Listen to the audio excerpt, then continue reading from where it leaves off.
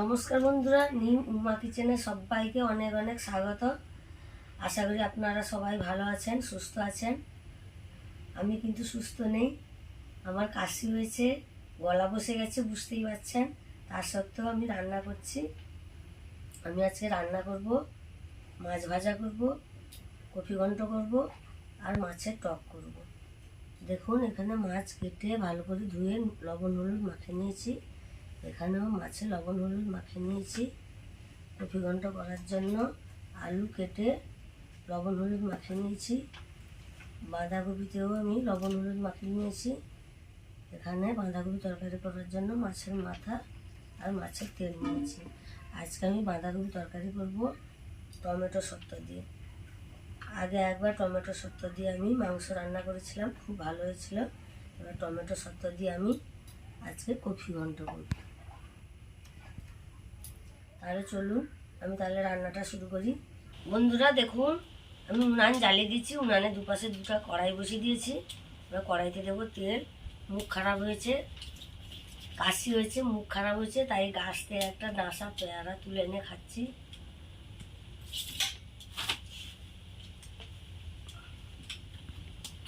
প্রচুর মুখ খারাপ হয়ে গেছে। এবার আমি মাছগুলো ভেজে নেব।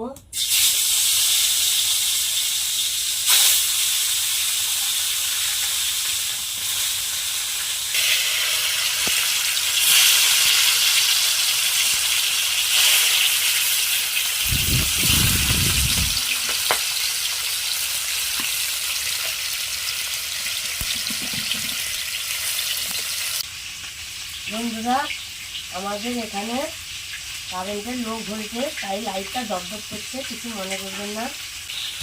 মাছের টক করব, তাই মাছগুলো আমি বেশি ভাজবো না, হালকা করে একটু ভেজে নিয়েছি। এবার আমি তুলে নেব। কড়াইতে আর একটু তেল দেবো। সব মাছগুলো আমি একইভাবে ভেজে নেব।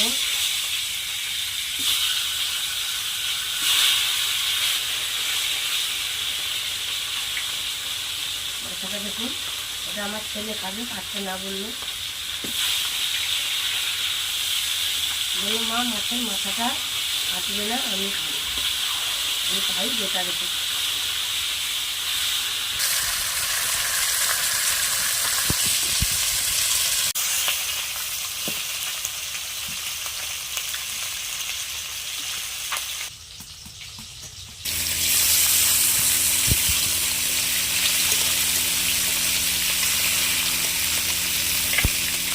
কড়াইতে একটু তেল দেবো।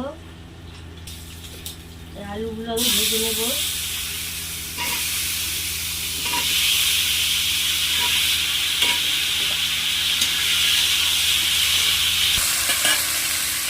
একটু চাপা দিয়ে দেবো।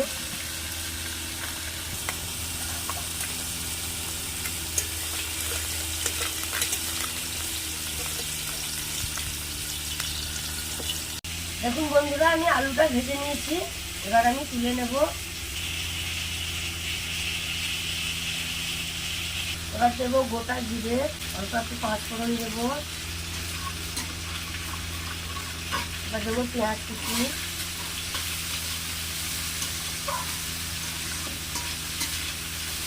এবার দেবো রসুন বাটা, পাঁচফোড়ন দেবো। এবার এই মাছের মাথাগুলো আমি ভেজে নেব।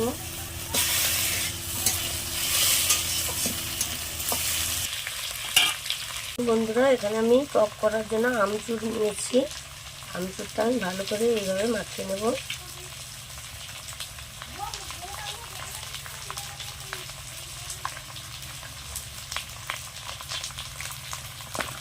এটা হচ্ছে সর্ষে বাটা। সর্ষে বাটাতে আমি দুটো লঙ্কা বেটে নিয়েছি, তাই আমি আর তেলে লঙ্কা দিলাম না।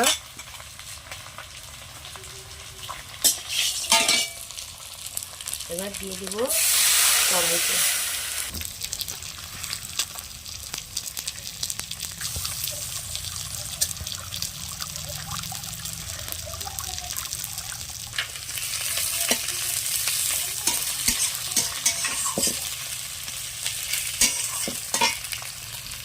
এবার এতে দেবো পরিমাণ মতো লবণ, হলুদ গুঁড়ো দেবো, পেঁয়াজের উপরে এই মাছের তেলগুলো আমি দিয়ে দেবো।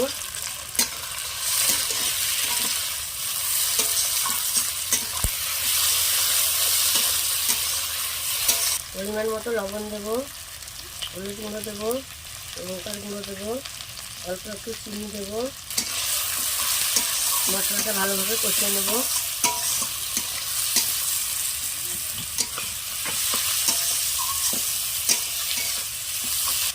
এবার দেবো টমেটো সস।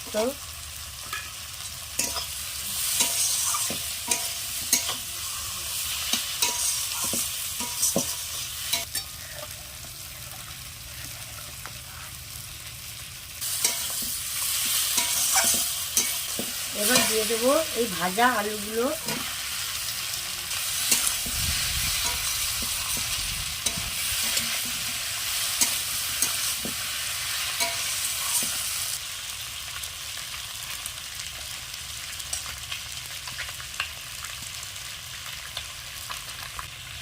এবার আমি এই বাঁধাকপিগুলো দিয়ে দেবো।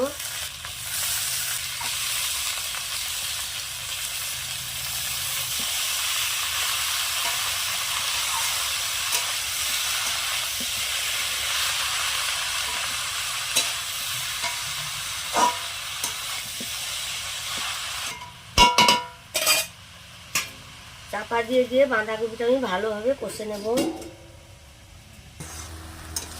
দেখুন বাঁধাকপিটা আমি ভালোভাবে কষে নিয়েছি। এবার এই বাঁধাকপিতে আমি দিয়ে দেবো জল।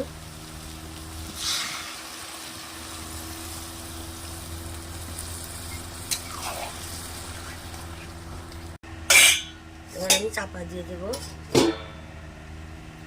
এখানে দেখুন টকটা আমার ফুটে গেছে।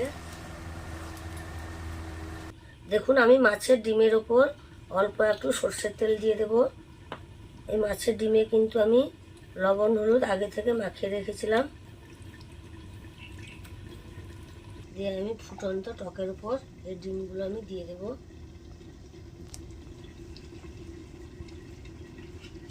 আমি এই মাছগুলো দিয়ে দেব।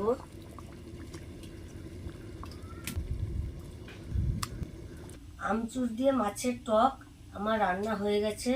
এবার এটা নামিয়ে নেব।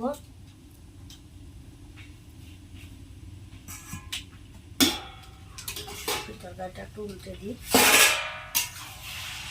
নাহলে তলা লেগে যাবে।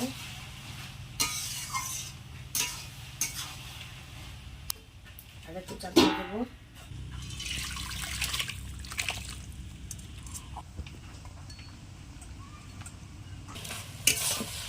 দেখুন কচুর তরকারিটাও আমার হয়ে গেছে। এবার এই আলুগুলো আমি একটু ঢেলে দেবো ভালো করে, ঢেলে একদম রেডি।